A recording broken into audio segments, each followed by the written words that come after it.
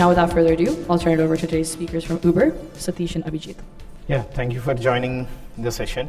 So we are going to talk about what are our learnings of running Kafka tier storage at scale. Abhijit and I. Okay. Yeah, I'll give an agenda of this talk.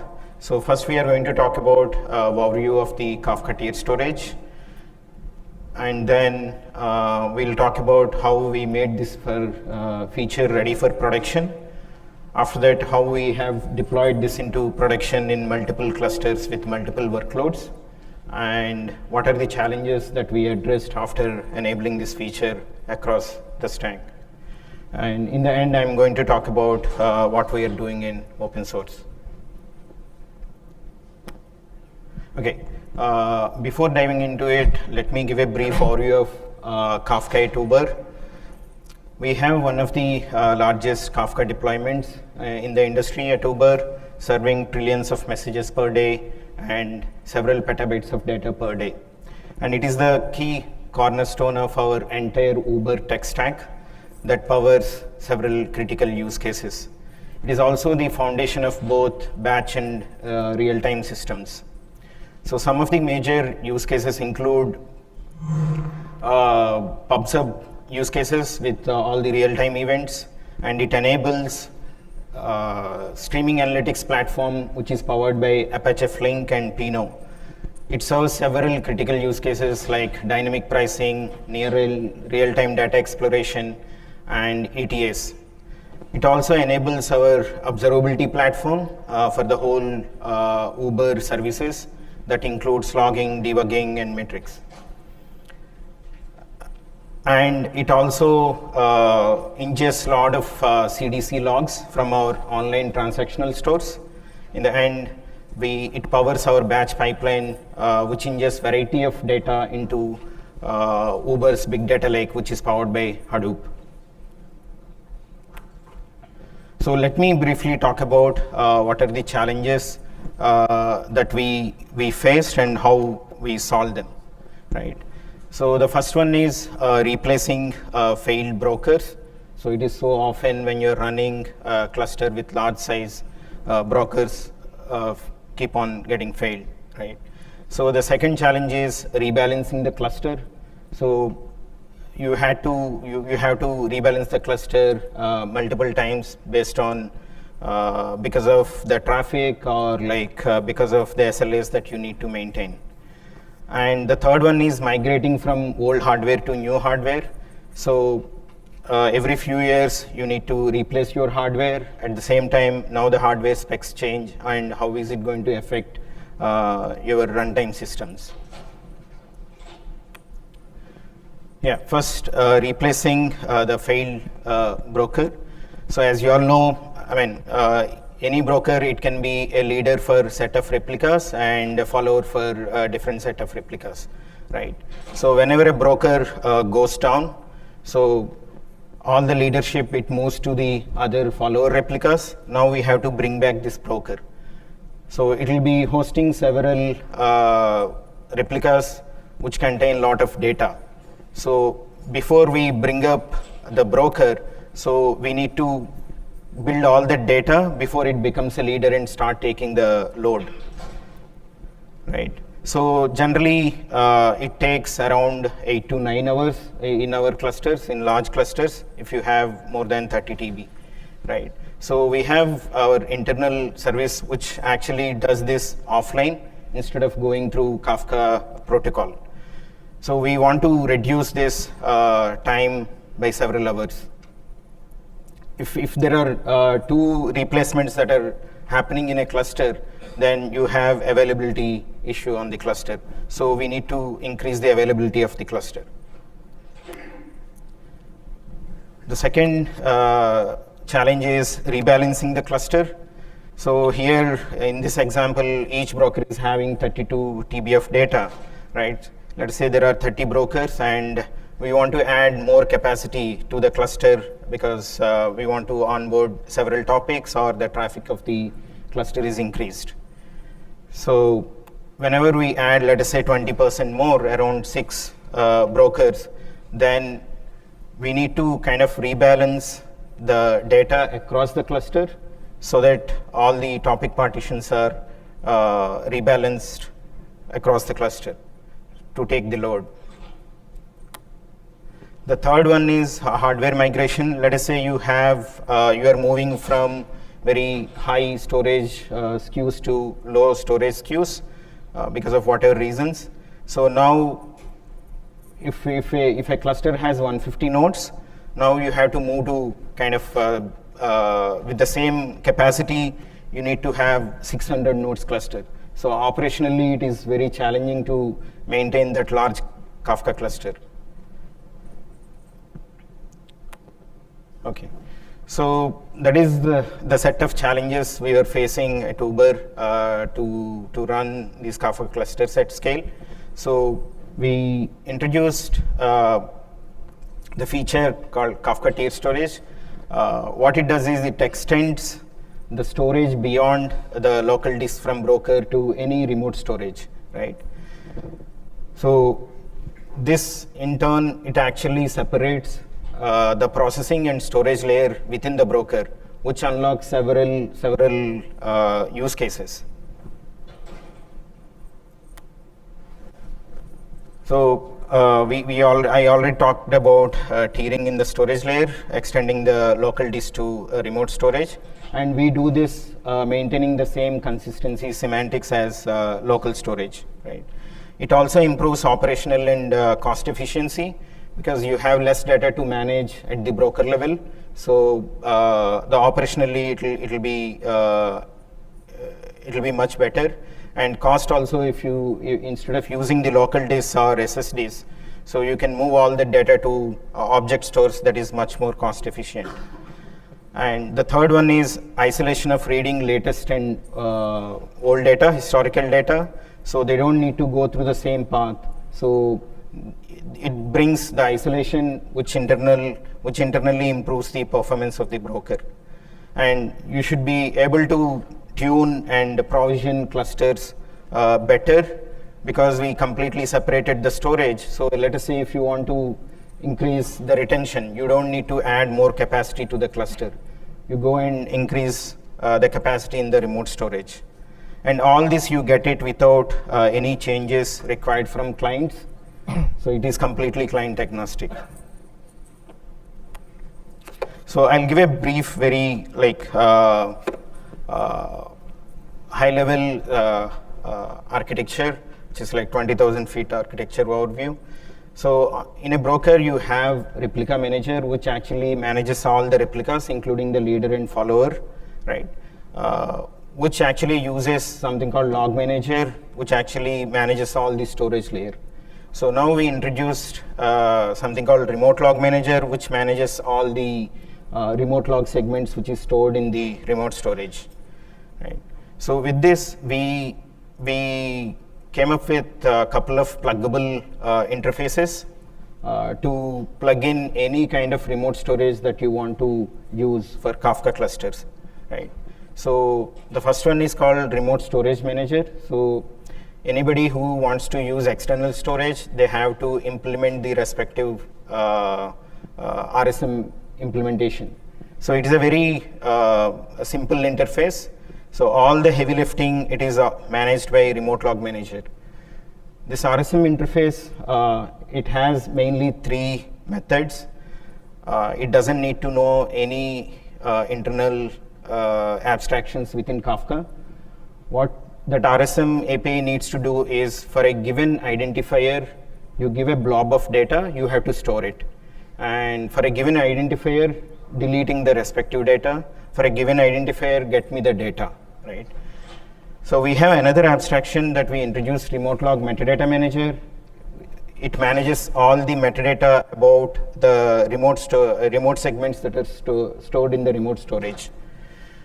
So this is optional. We have an inbuilt implementation, which is backed by internal topic. So this actually reduces a lot of, it completely removes any listing APIs on the cloud storage.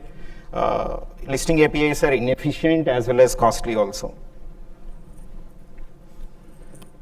Okay, this gives a brief overview of what Kafka tier storage is about and what are the challenges that we faced and how we are going to solve them. So in the next section, I'm going to talk about how we made this feature production ready. Right. So once you build the feature, while building the feature, you make sure that feature is working well, right, as expected. So we wrote several integration and system tests. After that, you define the KPIs and SLAs for the feature that is introduced, and it should not affect any of the existing SLAs that are already signed up for users. Right. After that, we do perf benchmarking. We make sure we are not going to kind of regress after introducing the feature. For different workloads, it should work as expected like earlier, right? Next, we have to come up with all the failure scenarios that can happen after introducing the feature. This feature actually brings up the external system in place. So we have to make sure if the external system is not available, how resilient the cluster is. In the end, we'll talk about what are the new observability and monitoring aspects of this feature. Yeah, the first integration and system test. So when we build this feature, few companies, they wanted to kind of try out and adopt this feature. AWS reached out to us and they worked with us, and we worked with them to build an integration test framework, which actually gives a nice framework to create different scenarios. For example, let us say you bring up a cluster, you have multiple brokers that are coming up, and you have you enable tier storage on some of the topics, and you can bring down the leader, current leader, and one of the follower becomes a leader, and it makes sure like the consistency across the brokers, it is maintained. So we added a lot of tests. They're all pushed to open source also. The next one is system test. So we added HDFS as one more system within the duct tape framework. So we did a lot of chaos testing using duct tape by injecting faults inside the broker, inside the communication between HDFS and brokers, to make sure the feature works in all failure scenarios. In the end, we also ran soak and stress tests. So we soaked different workloads for several weeks, 4 to 5 weeks, to make sure there are no leaks or there are no bugs in the cluster. We also did stress benchmarking with different workloads, making sure the cluster is not regressing with respect to performance. The main KPIs that we look while we run cluster set production, some of them are kind of like produce latency, request handler usage, some of the system metrics like CPU, GC, heap usage. So whenever we deploy this feature, run it at stress, we make sure none of these metrics are going out of SLA. And we also ran different perf benchmarks with simulating different workloads that we observe in our production clusters. One is produce throughput. So we have several clusters with different use cases.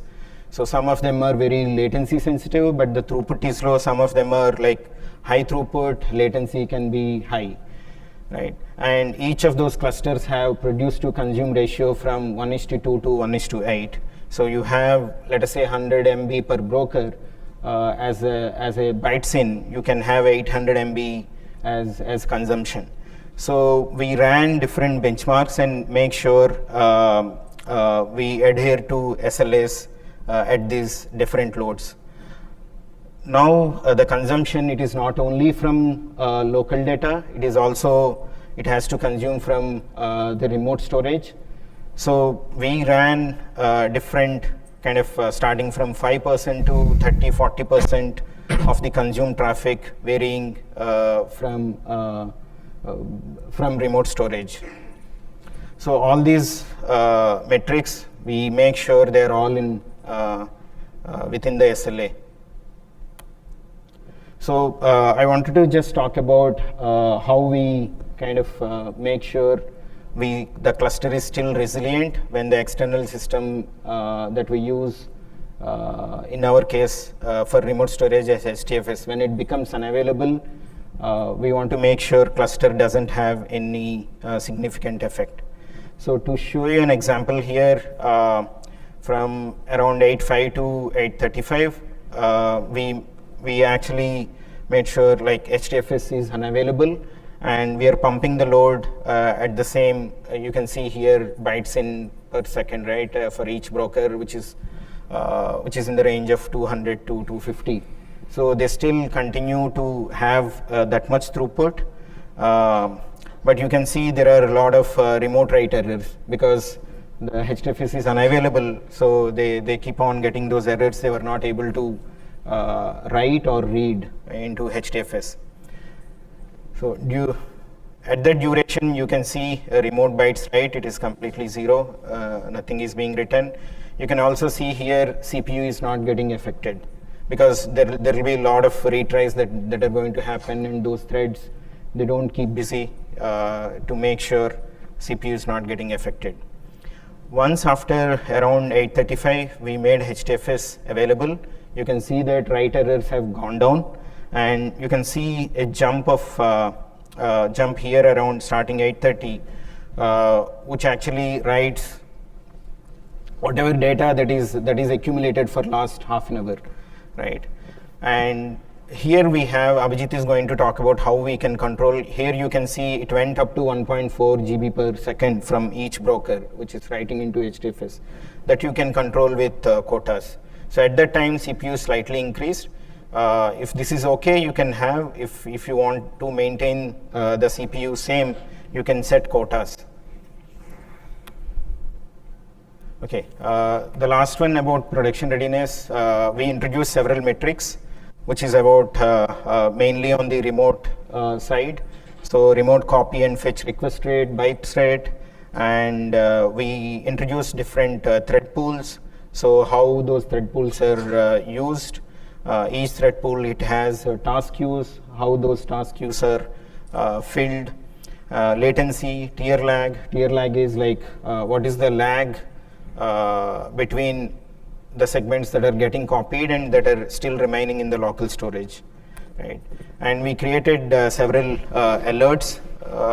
Some of these examples here, if a specific thread dies, so that we get to know we need to take an action.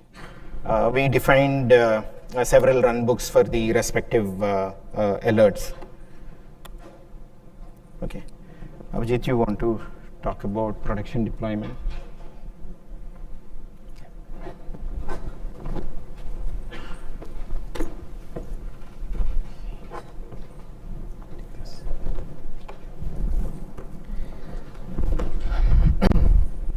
Thank you, Satish. Next, I will cover what processes we followed while enabling tier storage in our production clusters. So since that feature makes changes to the core of Kafka, we wanted to make sure that we do not introduce performance regressions to our production clusters. So we devised a strategy to limit the impact of performance regressions and minimize the cluster operations required for mitigation, right? So to achieve this, we enabled different functionalities of tier storage in incremental fashion. We started upgrading our clusters with the binaries, starting from the low priority clusters first. So this is to catch any regression in less priority clusters and we do not want them to end up in more critical clusters, right? So we upgraded the binaries to 2.29x. This is 28x plus the TS storage implementation, and we baked the cluster for a few days. We left it running for a few days to see if there is any regression in the existing behavior. So at this point of time, just the binaries are upgraded, but the TS storage components are not yet running, right?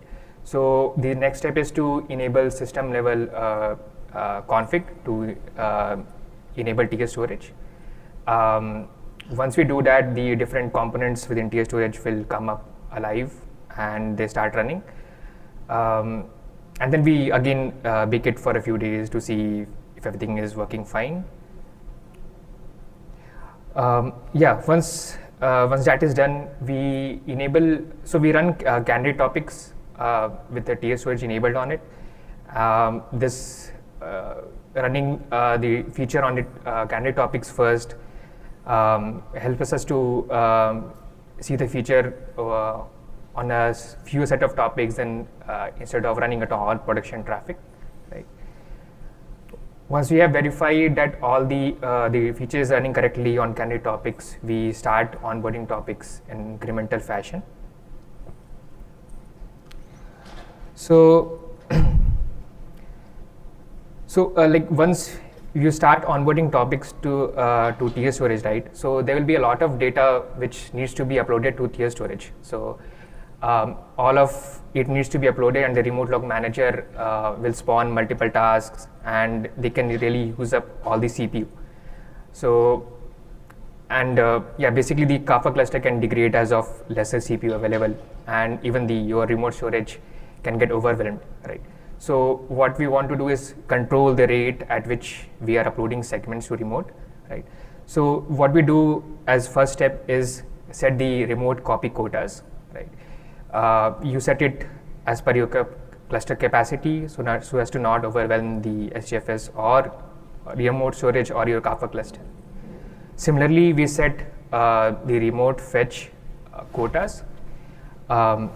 This is to limit or not overwhelm the remote storage whenever the topics are onboarded and your consumers start reading older data. We'll cover the quotas in a bit. The next step is to set remote and local retention on the topics as same.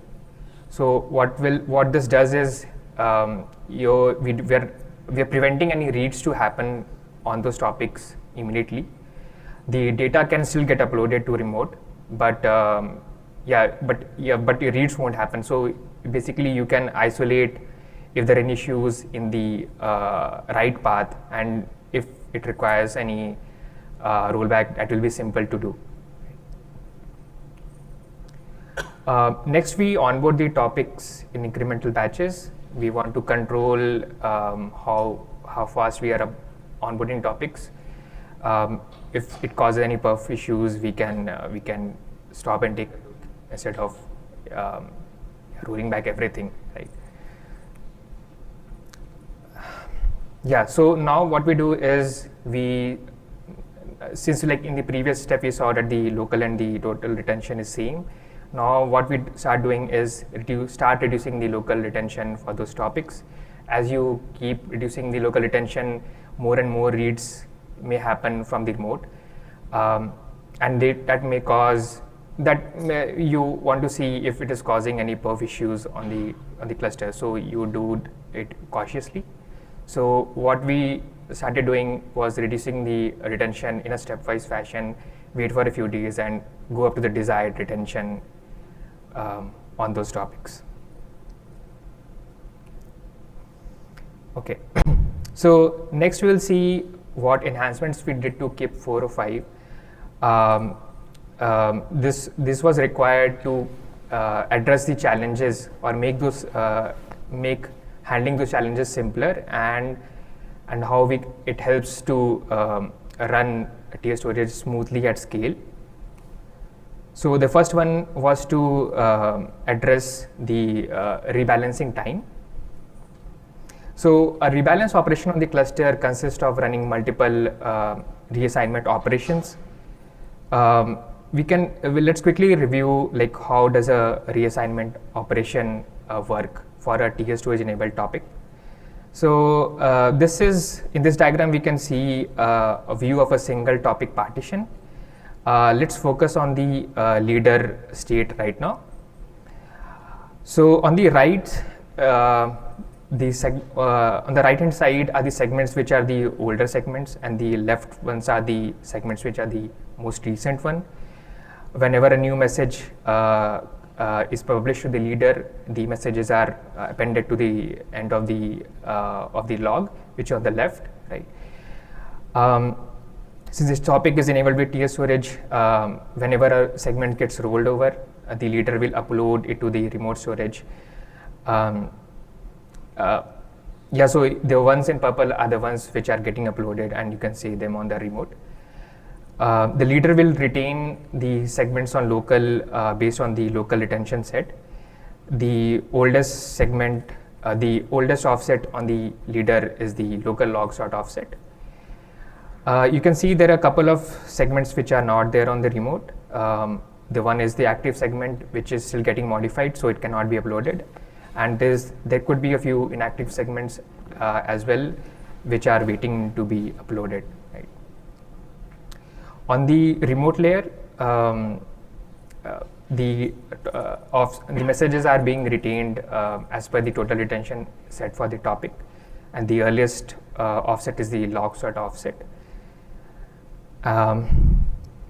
So whenever a new follower comes up, it discovers the local log sort offset from the leader, and it will build the remote log auxiliary state for offsets which are older than this offset, and it will copy the more recent recent offsets from the leader.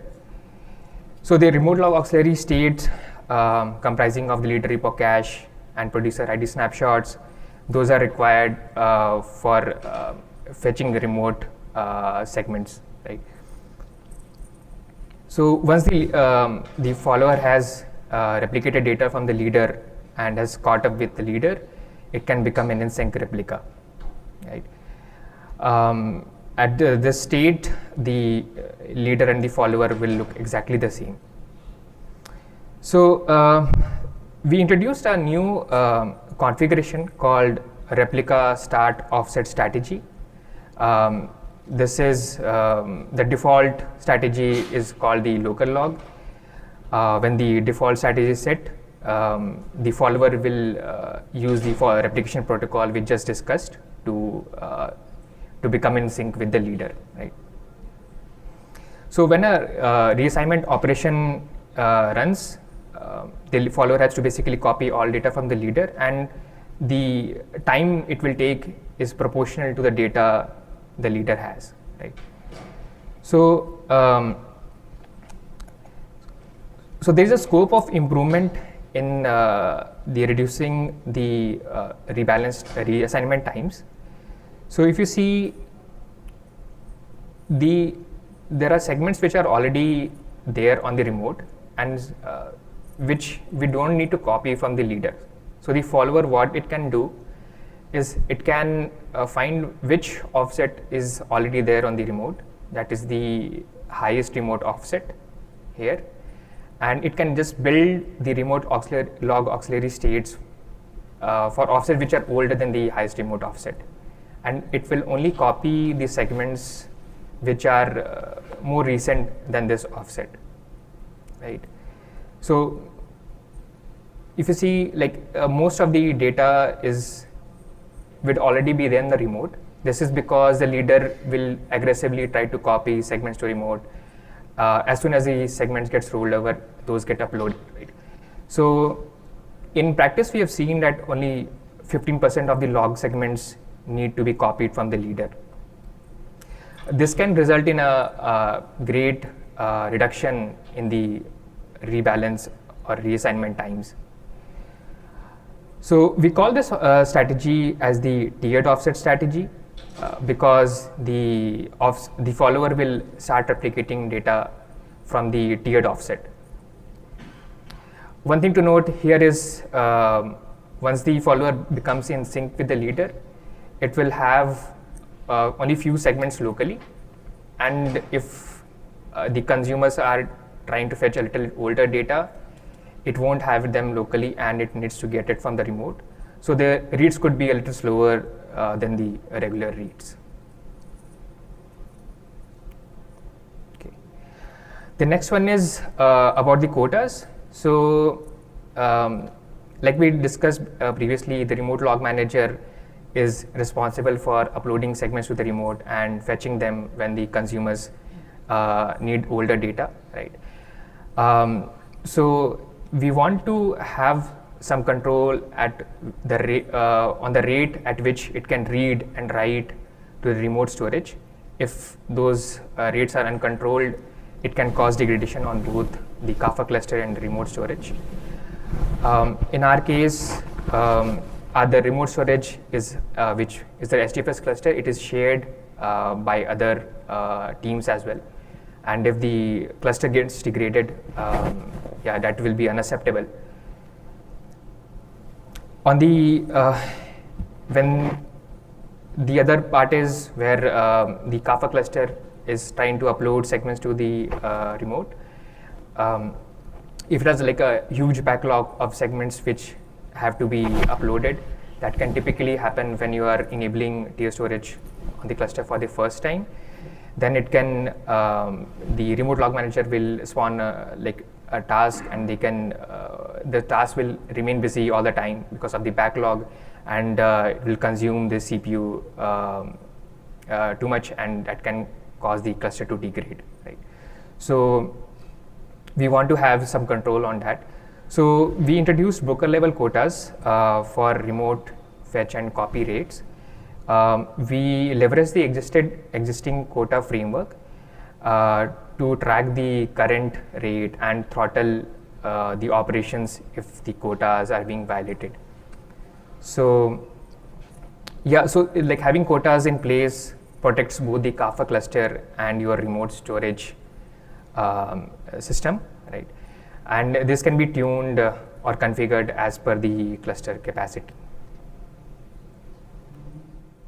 Yeah, I think next Satish will talk about the challenges we addressed.